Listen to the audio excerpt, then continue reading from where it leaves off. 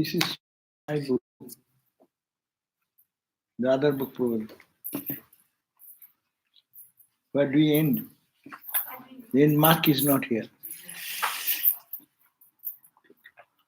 Can you say which verse we are? Page 164, and then we should have just finished verse 9. 164.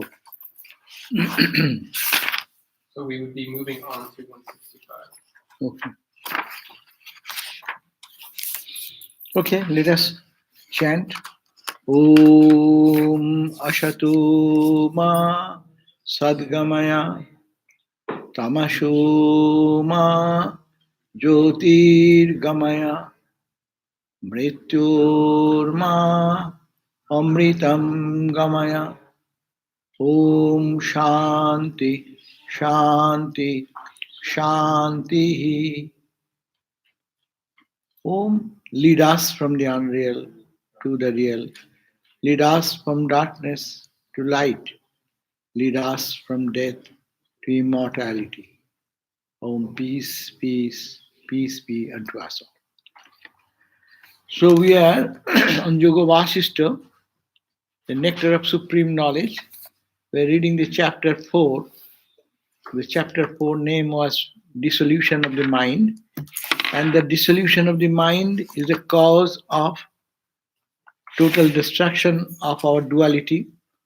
That means by dissolving the mind, the whole concept of duality of the universe will also stop. So we have discussed about it. This duality in which we live is created mainly by, it is called by mind. The mind creates, even in heaven, it creates hell. And in hell, it can create heaven. And when his mind is perfectly pure, then it is neither hell, neither heaven, but it is all bliss. It is all joy. It is all peace. It is all eternal, endless, birthless, deathless reality. Excuse me, Swami. The microphone's not working. Could you double check, make sure it's on? Why it is not working, you know. There's a slight Button button on there by the your stem phone. that connects to the base. Thank you, Mama. You don't tight it. You don't.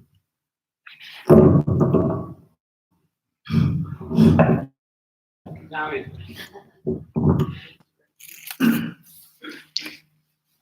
So this dissolution of the mind means the mind will not function as it works now. Mind functions in what way? Mind always functions likes and dislikes. Mind functions dwindling between decision making. Shall I go? Shall I not go? Shall I eat? Shall I not? This duality, it plays of mind. And mind is that through which we recognize the world. Mind is that through which we express our feelings, emotions, understanding. So mind is so important in a living condition that mind, spiritual life is only purification of the mind. They call chitta shuddhi. Karma yoga says chitta shuddhaye karma. All karmas are done just for the purification of the mind. Veda Bhakti Sutra says Cheto Darpana Marjanam. Marjan means cleaning. Cleaning the Cheto Darpan. The Darpan means mirror of the heart. The mirror of the heart is clouded, so clean, clean, clean. Vedanta says ignorance. Mind is Maya. Swami Vivekananda said. You want to get out of the Maya? So go out of the mind. There is no Maya. Every day we do that when you go to deep sleep. Where is your happiness? Where is your misery? Do you know you are a man? You are a woman? You are Indian? You are American? You know Russian? Or do you know anything of yourself? Nothing. It is only some experience of existence. So if it happens in the dreamless sleep state, If you can pacify the mind in such a way, when you awaken state, then that what will happen? It will give that unending peace. So this chapter has been focused on dissolution of the mind. That means dissolve the mind. Dissolve the mind in what? In its real nature. So that it understands that there is nothing mind, but it is all divine. So we read that ninth verse we'll read today, no? On page 164. Huh? Is it so? Yes, sir. So what we read the last verse on the 8th, see if you go to page 163 in the top, the mind alone creates the world. The individual soul is nothing but the mind. Anything done with a particular attitude of the mind becomes like that alone. Whatever is done physically is not really done. With the very same body, a man lustfully embraces his wife and also embraces his own baby daughter with the affectionate filial love. So it is the mind explains two ways, though physically it is things are different. Happening all mind's interpretation, this whole world is mind's interpretation. All the fight we undergo every day, we suffer so much every day because our mind is the most enemy and mind is our best friend. When the mind is best friend, it so give us peace and joy. Mind when it is enemy, it will create in such nonsense that even in the full peaceful situation, you will be just distraught and you will be just lost. No one can save you. So the power of mind is such. So it says it is explanation. Mind interprets things. It is good. I like it. Mind interprets is bad. I dislike it. It's all the explanation and interpretation of the mind. So don't fall into the trap. How? Be free of mind. How can I do it? Your meditation you are doing the same way. Mind is always rippling. Calm down the mind. What will happen? Nothing. The truth will reveal. So, yoga, jnana, bhakti, karma. Don't keep your ego. Do everything, surrender to God. Offer everything to God. All is purification of the mind. So that should be our sadhana. And in Vedanta, particularly, Vedanta says that mind is Maya. So you get out of the mind, you get out of Maya. If Maya goes out, what will remain? Ignorance goes out. And ignorance goes out, the thing will remain as it is. Now let us chant the verse number 9 of the 4th chapter, that is the dissolution of the mind. Chittam karanamarthanam tasmin sati jagat trayam tasmin sati jagat trayam tasmin kshine jagat kshinam tasmin kshine jagat kshinam tacchi tachikitstang prajatnata tachikitstang prajatnata tachikitstang prajatnata. Say tachikitstang prajatnata. Simple meaning chittam. Chittam is the mind, is the karanam, is the cause. Arthanam is the cause of existence of the material objects. The material object does not remain, but it remains because mind is there. Mind explains this. So chittam, mind, state of mind, is the cause of the existence of all material objects. Tasmin sati jagat trayam. And as the mind is there, therefore the three worlds appear. This world in which we live, the world we think after death, heaven, or beyond, all these remain because the mind is there. This world becomes non existent even while there when the mind is destroyed. That is when the chitta becomes attenuated, when the mind becomes purified, when mind does not function the way it should function. So what happens? Then this world becomes non-existing even while there. The world is there, but the world will be non-existing. It is our daily, as I give the example just now. When we go to sleep, at that time the world does not remain for us. The world remains for outside. But for me, when my mind is sleeping, my world is gone. Your mind is awake, you see. Simultaneously it is happening. It's a big phenomenon. Just think about that, what is happening every day. You have to understand this point very clearly. Every day it is happening. That so long the mind is active, you see this world. You see its happiness. It looks at its misery, suffering, pain, whatever you see. But when the mind is stopped, like in the sleep condition, or when doctors are putting you to anesthesia, that means putting the mind not to function. See, the world is not there for you. Even this body is being all operated upon. Such severe thing is going on. But the world is not there. Your body is not there for you.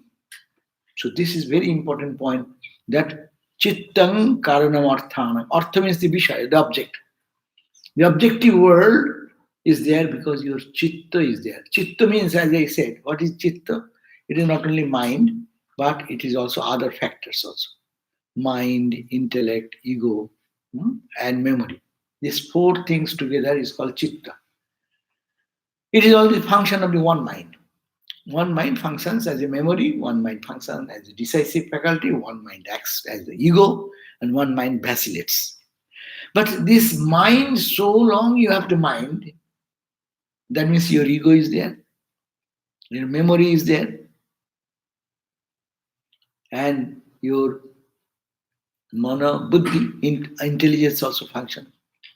So now, if the mind, this chittam karanam arthanam, that is the cause of this artha. Artha means the objects, vishaya, sense objects, the object of universe, sight, seeing, hearing, tasting, touching, everything. Tasmin sati jagattrayam. Because the mind, if you keep your mind there, jagattrayam, these three worlds in which we are existing now, this waking universe or universe of our waking state, or even you are imagining after death I go to heaven, and then that concept of heaven, that also remain in your mind, or hell, that's also remain in the mind. And if it's something beyond, you can imagine, that's also mind. Tasmin sine. Now, when the mind is attenuated, kshina means attenuated, that means mind does not aggressively work for a realized soul. You see, their mind is there, but they don't react like ours. Our mind reacts very violently, with little likes and dislikes, with little gain and loss. The mind works in such a terrible way, it is very difficult to control. Therefore, we have to practice how our mind will be acting like a pure mind. Impure mind functions, we need not have to explain. We are in the impure state of mind. And violent impure mind, the violence of it is much deeper. There, the people become beastly, animalistic. The same mind. Mind asks you to love, mind asks you to hate. All these dualities in the play of the mind. So get out of the mind. Get out of the mind. How to get out? Not to kill yourself, but purify the mind with noble thought. I am that. think that this is the play of the mind. Why I am getting so much reactionary? So work on the mind and live in the world without any reaction. So long we are reacting, we are in the level of the mind. That's what Gyanis, they say, "E same kritva lava lavu jaya jayu." Holy people, they live in the world, sukh and dukh. Happiness comes, that's okay. It's okay. They are not disturbed. How that state of mind will come? Coming from one's heart, when this heart is pure, pure heart. So the Mahidar, this translation says, we have read it, that the mind star means mind or chitta is the cause of the existence of material objects. As long as there is chitta or mind, the three worlds also appear in one's perception. Not only appears, how it appears? Appears as real. This is, as for us, is it not real? We are attending to the class. Something happens, earthquake comes. Which will be more real? This class will be real? Ah. If some fire starts somewhere, what is real? This is, whatever we are talking is good, good, good, good. But not, but a Brahmajnani will not be okay. That's okay. Everything is good. Fire is good. No fire is good. They don't care for that because their mind is so calm and peaceful. So, as long as the chitta or the mind is there, the three worlds also appear in one's perception as very real. No? When the chitta becomes attenuated, now the mind has become functioning as the mind functions for us. That means it does not become violent reaction. Okay? What happens? Meaning it free from desire. Our main problem, mind, is this point where all our expectation comes. No? Our anger, frustration comes where? You get angry with anybody. Why? Your expectation is not being fulfilled. He or she is doing something which is contrary to your expectation. You get mad. So this becomes, this world is, desire is the cause, and where desire live? Desire does not live in the eyes, in the nose, or the tip of the finger. Desire, where desire lives? Here. And that we call the mind, the emotion. All this comes in the mind. Therefore, the meaning free from desire. That means if the mind says, I don't care anything, I don't want anything, not out of arrogance, I don't need. This world cannot satisfy me. Whatever it brings, it cannot give me what I am asking for. So that state of mind should come. So this world becomes non-existing even while it is there. It will be there, but it will not. When? When one does not desire anything. Huh? Do you get any example as such? What do we? People don't expect anything. They are the free. They are the most people of freedom. No? As much expectation, so much bondage, so much pain, agonies. No one can take. If we say I don't need anything, 90% of the problem is solved. But who can tell that unless they are established in some higher identity? Therefore, one should treat this chitta. Treat means make treatment. No? You have to train the dog. Mind going this way, that way. Train, no. And if proper training is given, it will work differently. The spiritual people are trained mind. They don't run as the mind goads them to go. We all run whatever my mind says. And I justify that, I'll fight for that, I'll make a hell of everything out of that. Because mind. But if the mind is pure, it will not hold on to any such thing. That's not important. Only important thing is to be established in that eternal peace. And this world with the mind we enjoy, it cannot keep that. World is God, but we enjoy it as world because of my mind. To someone it's a heaven. In the same place, 50 people are there. Suppose in a home. See, I think of the joint family. In India, we had. I know of one family, I went to speak there one time. 80 family members, they live together. And they eat, all sit together. And grandma is there. She will decide what menu and this and that. But then perfect harmony. But everyone enjoys the food differently, is it not? Everyone enjoys the same situation. Somebody went there, I went there. Some of the children are excited. Some are thinking, hey, who has come here again? Today it is a disturbance for us. No. The person being the same, children are the same, family is the same, but mind, all mind, every mind reacts differently. One feels so happy, one feels so disgusted. So who is making this distinction? It is the mind. So take care of the mind, train the mind. The whole Raja Yoga is training the mind. Abhyas vairagyabhyam tannirodha. You have to practice, practice, practice. And practice detachment, detachment, detachment. Thing has come, okay, gone. I wanted it, I got it, okay. I don't get it, okay. Desire free, desire free.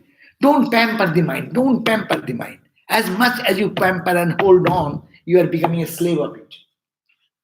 And you have to give a big price of it or so much tears one time. What you are holding on, that will be the cause of suffering. Will not have it? Yes, you have it. Have it, thank God, it's there. Do expect, and things come. If it does not, thank God. So that is the training of the mind. Not that I'm saying that all will have to go to be homeless tomorrow, to become spiritual. No, you have everything. But have that courage to keep in your mind. If it happened, I tried, okay. My mind will say, okay, I'm happy. If it's not happened, I'm happy. Why sacrifice your own happiness for this flimsy whims of the mind? So this is we do not understand this. Had we understood, our 90% problem will be solved. You will do like a bold personality, tremendous action, at the same time, tremendous detachment. You will not be affected by anything. Things, let it come, let it go. Let mind not interpret. That's the point. What is, I tried, think, I desire. Okay, I desire. But desire should not move it.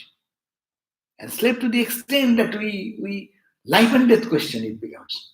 Why that should be? Why not freedom there? I tried, let it happen with my all will. Good. That's also okay. Bad. That's also okay. What else you can do? Now the same is given in a note in a talk, supporting from Lughu Vasishta, which says it is necessary to concentrate the mind only on consciousness. Come here, that is the fundamental point. How can you train your mind? Huh? Mindfulness, observing mind going here, mind going here. Okay, that's also a way. Vedanta says, why to observe your mind? Put the mind in noble thought. The rascal will not go anywhere. That's why this is necessary to concentrate the mind only in consciousness. Means God, simple thing. So we read the Bhakti Yoga. What we did read? Concentrate your mind on God. And that God is pure, so your mind will be pure. If you keep anything, dust and dirt from that. So Focus your mind only in consciousness by totally disregarding the names and forms with a strong conviction that they're nothing but erroneous cognition of my mind. Existence and consciousness alone are the true nature of all apparent objects. As a result of this type of correct discrimination, the latent impressions which we carry, our own past karma and thoughts that has created a deep scar in our heart that will automatically be dissolved. And due to this dissolution of the desire, mind gets established in its own calm nature like a lamp which has run out of oil. Huh? There is no more flickering of the lamp, no? It becomes calm and serene and peaceful. Life becomes serene, life becomes peaceful. Only it has lost its unnecessary uh, tendency of running into things which the mind interprets as good, is ultimately is not. So keep the mind. So whole what we read today is simple. Keep them in consciousness, Vedantic way. Don't pay attention on the name and form. But look at our foolishness. We only whole day work on name and form. He is like that. He is a nonsense. He talks like that. He sees that. She is like that. A whole day. That is the doing. You have no other thought. Why don't you keep your mind in thinking that name and form? Who is behind the name and form? Why not train the mind to think little ahead? Why are you get stuck into the name and form only? Yes, we live with the name and form. It will affect us. But we should have to train our mind not to focus on the name and form, but what is behind the name and form. Whatever you see beautiful, thank not the flower or fruit. Thank who is behind. He shining, everything shines. Tasya bhasha sarvamidam vibhati. He, that ultimate reality, is shining. Because of his shining nature, everything shines. 10th verse. The introduction. Due to this sluggish impetus of past latent impressions, the mental world is created. With medium intensity, the dream is created. And by strong desires, the state of waking with lives and so forth is created. In the present verse, it has been recommended to dissolve such desire or latent impression. We have three levels they have discussed, no? Due to the sluggish impetus of past latent, we have our, whenever we are doing anything, how our impression is created. Suppose I see you, an image is created in my eyeball, and that impression carried by the nervous system goes to the brain. Brain neurons will react one way, and then it is not the function of the brain. Brain sends it to the mind. Mind gets a file. Such and such frame is coming. If he has seen before, he will send it to the buddhi.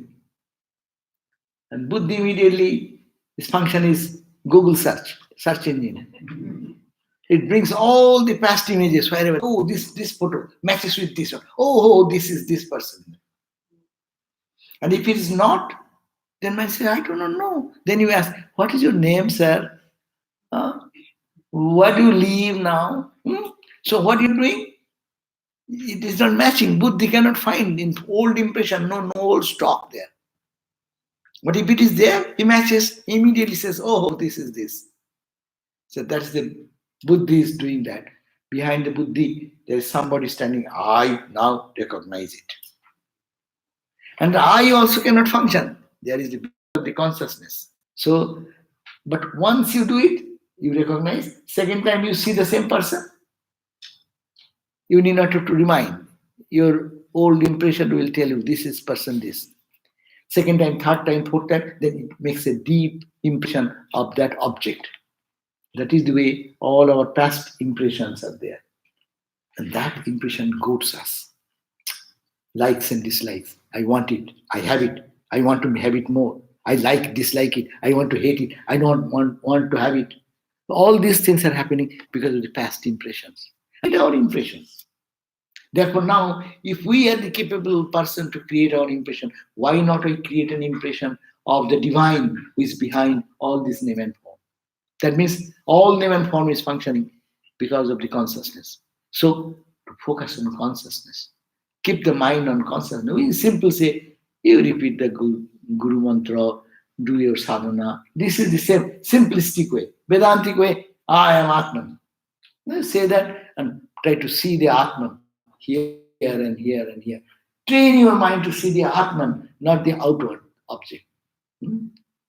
Naham dehosmi, I am not the body. Chidananda Rupa. I am the nature of Chit and Ananda. So this should be the impression. And how to, three types of impression, he says, sluggish impetus of the past impressions, our mental world, when dream world is created. That's why, you dream, what you dream you do not know. So many impressions are there, hodgepodge of them come. And you sometimes see something which does not make any meaning. Where did it come and how I can be like this? I never thought of that in this life. I never saw that type of thing in my life. But those are coming because in previous life, all the impressions are there. Out of so many, the hush comes, and then your dream world starts. That's the dream. And with the medium intensity, the dream, and that is the medium intensity with the dream is created. And by strong desires now, strong desires to see things and observe things present. So waking state, so forth. In this present verse, it has been recommended to dissolve such desire. So you try to get out of the desire. That means your latent impression in the mind, samskara. Sanskrit word is samskara. If the samskara to erase the samskara, that's why it is for spiritual seekers. It is what a damage we do when we create our bad samskaras. Seeing fault with others, looking at the bad thing of others all the time, you are polluting your own mind and you are making a deep impression in that level. You one day will have to take out if you want to be spiritual. No one will do that. You are doing, you have to do that. Someone can give us some guidance. But that is not, you have to do japa, meditation, sadhana or austerities. So to be careful on that, how we can increase our new impression, new type of samskaras have to be created. That's why old samskaras are to be replaced by the new samskaras.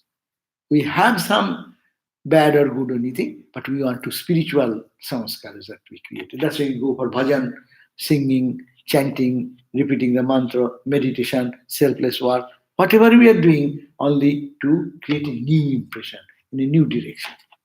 Ramo Vasanaya Badhyam Rama Vasanaya Badhyam Muktam Nirvashanam Manaha Muktam Nirvashanam Manaha Tasman Nirvasani Bhavam Tasmat Nirvasani Bhavam Ahur Ashu Vivekataha Ahur Ashu Vivekataha. He says, Oh Rama, Vasanaya Badham. Where anyone is bound, bondage is where? No one is chaining me. But we are all tied in our heart by our desire. Our, what do you call the infatuations. So Vasana, if the Vasana, the desire or craving or strong craving, that is the cause of bondage. Manaha nirvasanam. When the manaha, the mind becomes no vasana, then nirvasanam muktam.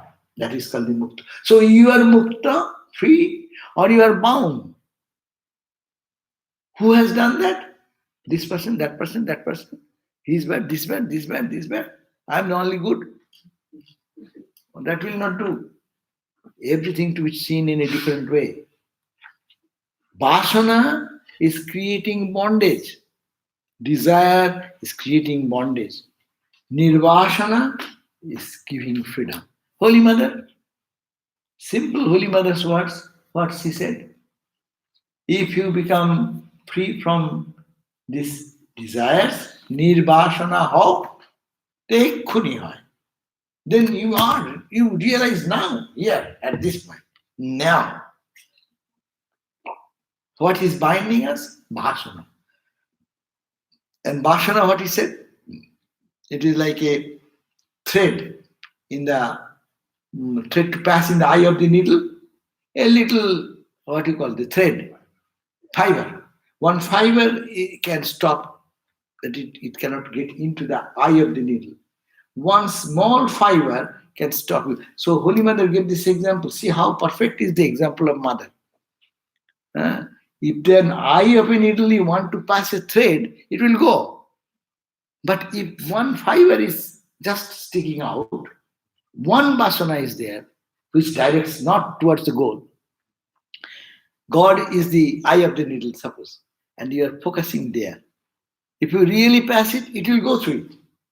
But if one fiber, one desire is directed in another way, then you are in trouble.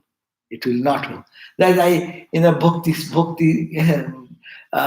classes we discussed that. Says Krishna Katha. Radharani and other gopikas were trying to cross the Jamuna river. And they are saying, "Oh Govinda, Krishna, please take our boat on the other side." But Krishna was intelligent. He said, "Hey, you want to go on the other shore? Life and death beyond? Okay, give the fees. Give me my dues." And then as we are, they started, "I'll give you 1 anna. 60 annas make a rupee." So they started bargaining. "I'll give you 1 anna. That means I'll give you 1 anna, keep 15 annas for my other things." As we are, we give God 1 anna, half anna, even 1 penny, maybe 1 cent, and 99 cents. We are busy, important, all important, and make our lives crazy. Krishna says, "Eka nai to par kori na." I don't take anyone and cross the Jamuna river, the life and death boat. I'm the boatman. I'm the helmsman.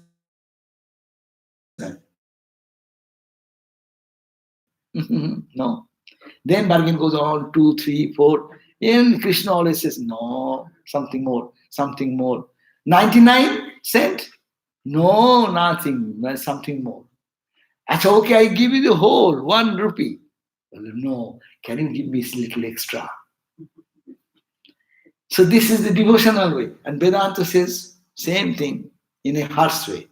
Your desire, your vasana is the object of your suffering. Don't desire, you are free now. But don't desire is not a thing that will happen because you say. It is to be practiced. How? Thinking of the consciousness. Not paying much attention to the name and form. And we are all day and night doing the opposite way. We are paying most attention to the name and form. And the play of the mind, we take that so serious. My mind as it thinks, I am so serious with it. So Rama Vasanaya Baddham, oh Rama, only by Vasana you are bound. Muktam Nirvasana Manaha. When your mind becomes Nirvasana, no Vasana, no desire, then you are mukta, free. Tasmat, therefore, what you have to do? Nirvasaniyo bhavam. That bhava means the attitude. Take the attitude. Take this attitude in your life that I will be nirvasana. I'll do everything, but I will not hold on to my expectation. I will expect something. Again and again, this I say, because Karma Yoga is misunderstood. Gita is misunderstood. As soon as you talk to anybody, "Oh, you don't plan anything." I plan anything? Gita is that? How much they plan to fight the war? How they organize their whole military? How they are fighting day and night with proper rules and regulations? Is a matter of joke? No. But goal should be there. but don't hang on to the goal and forget your practice. Most of us do that. We talk big things, but don't practice. As I give the example, sit in your car and think, I am in New York. I will be going. When shall I go? Oh, New York is good. I will see that, see that. And you are not focusing at all in your starting the engine even. And even you have started and going into the car, looking something going on. Urban spectrum, this side that light, that side that farm, there's wheel, a Ferris wheel going on. Let me go and have some fun there. And I'll reach New York, reach New York, reach New York. Well, so little desire this side will not do. If you want to go to New York, focus on the journey. Distance may be long, struggle may be long, but you have to focus on that. So treat your mind, nirvasana. Tasma, therefore, our effort should be nirvasaniya bhavam. Take that bhava, mood in your mind that I will be nirvasana. I will not crave for, hang on to, like a glue. I will not hang on to the things such. I will do everything, make my best effort, but I will not. And then free. How much freedom we can enjoy. So, Ahur, Ashu, Vivekata, and analyze this way and see how you can quickly attain to that state. So, Rama, the mind goes into the state of bondage to desire alone, on the page 165 bottom, and attains liberation as soon as it becomes free from desires. Therefore, quickly dispose of all desires. He is not talking to Rama, it is talking to us. Hmm? Rama, he is God himself, no? But for him also saying, quickly dispose of.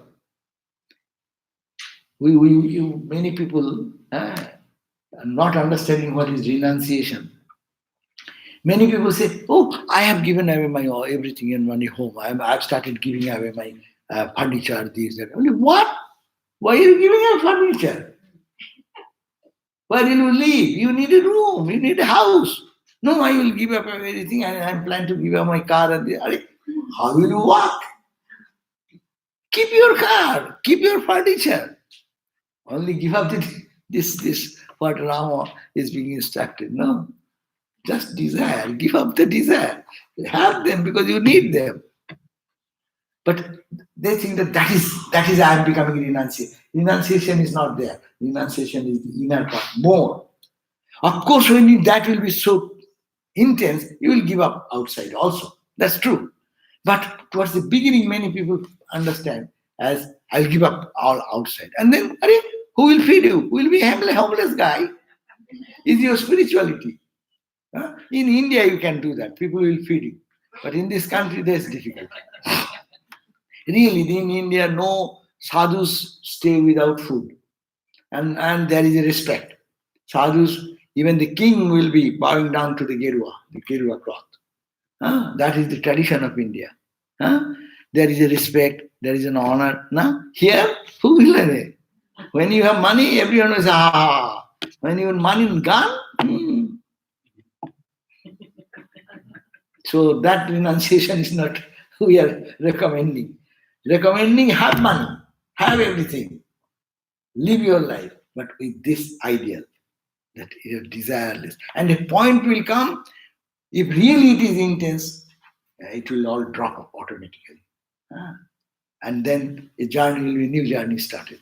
But journey should start here and now, every day in our life.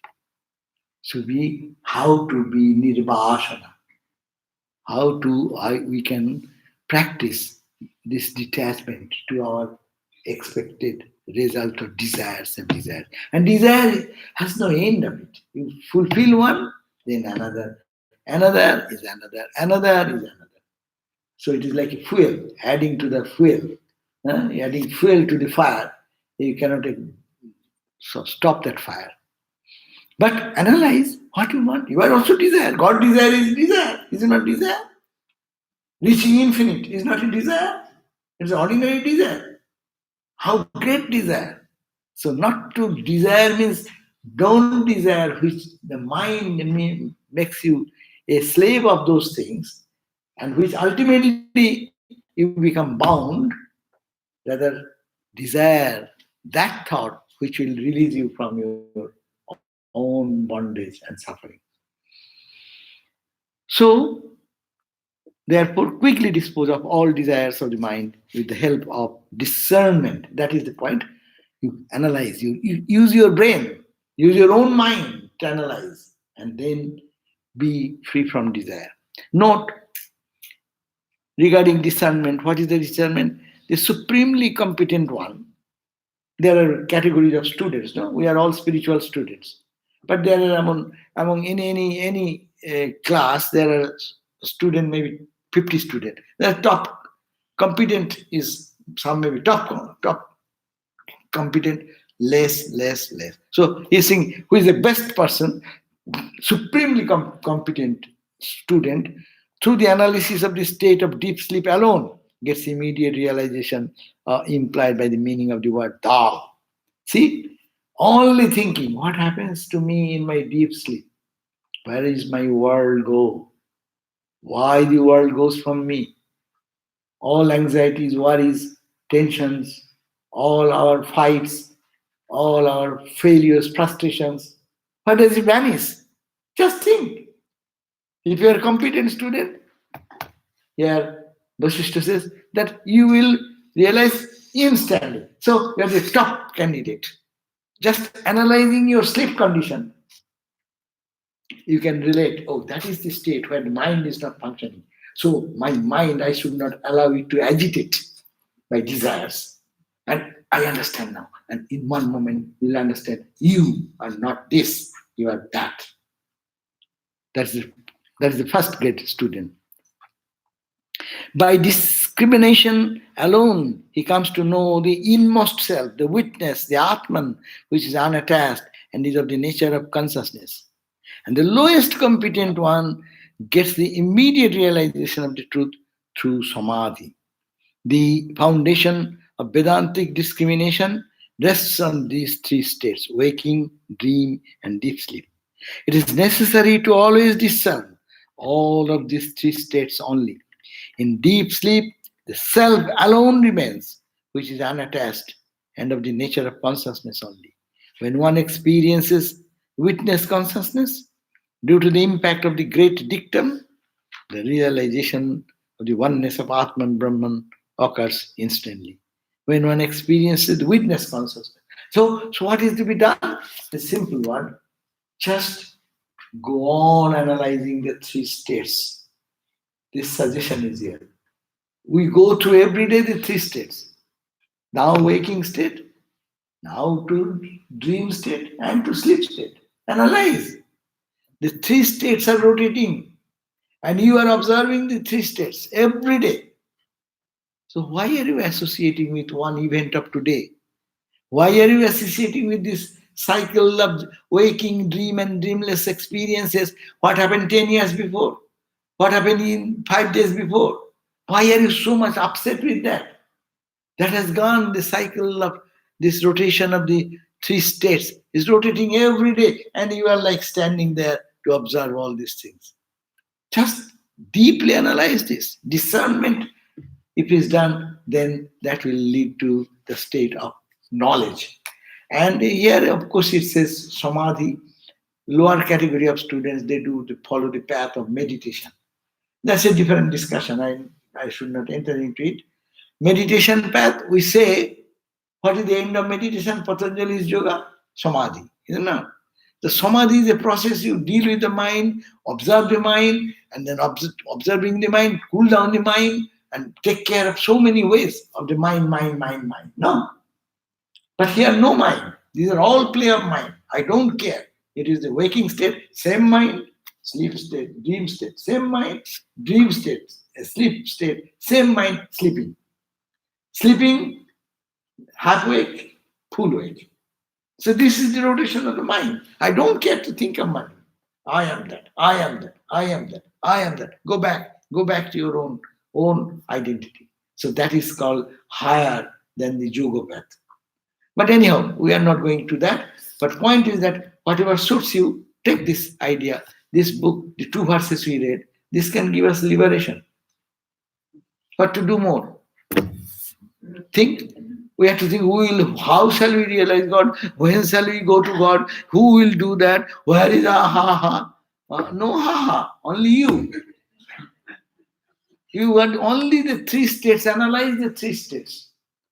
Then really the intense attachment to anything will just drop. Is it not the repetition of the same wheel of waking, dream and sleep and dream and wake, wake and sleep and dream? What else is life? Tell me. But we are so much in the mess and we love our mind so much that we cannot ignore the reaction of the mind. And we always feel my mind is telling me the right thing and all are wrong. I think your mind is also wrong, their mind is also wrong. Not to blame anyone. No. Your mind is also functioning this way. The other's mind is also functioning their way. So the mind acting with the mind. But you are not the mind. You are that witness consciousness. So, Jagaram, Sapna, Susupti, only there are few major things for Vedanta. Vedanta student only works in a simpler path. That's why it is hard though. But those who can, it is easy for them. Only day and night they are thinking, it is waking state? Oh, acha, what is happening? Is mind. Oh, I am not the mind. Oh, it is dream. Last night. Many people spend their day and night about dream. I saw this dream. What is the meaning? And one gentleman came to me. He saw in the dream some number. And he was an engineer, good engineer, earning good money. And he said, what is the meaning of that? And he really become mad, give up his job and everything. I said, what is the meaning of number? What? Nice should be. So somebody said it is this, somebody said that. A number has come out of the samskara, something has come up. How many things have come up in your dream? Why only that number has made you mad? And really, he gave up his job and he cannot sleep well, and then really had to take all the psychiatric treatment and other things. A dream, one dream seeing some number, and I do not know the number, what does it mean? So I should I'm incompetent to tell you anything. But it became very serious for him. So how our simple thing created in the dream, we give so much emphasis, no? And in our day-to-day life, of course, we are real fools. We every day do that mistake. With petty thing, useless thing, holding on to that, and then making the mind destroyed, peace gone, holding on to that, as if that is truth. Truth is God, not the mind and display. So, think this. It is a good ending. We can end here. That this life is a chain of waking state, sleep state, dream state. Dream, sleep, waking, dream, sleep, wake. The three permutation and combination of this. And that is our life. And that is ever going on, only its issues are different. Different scenes are coming. No? But who is observing? I am that, not this. Then the true meaning of the self will appear.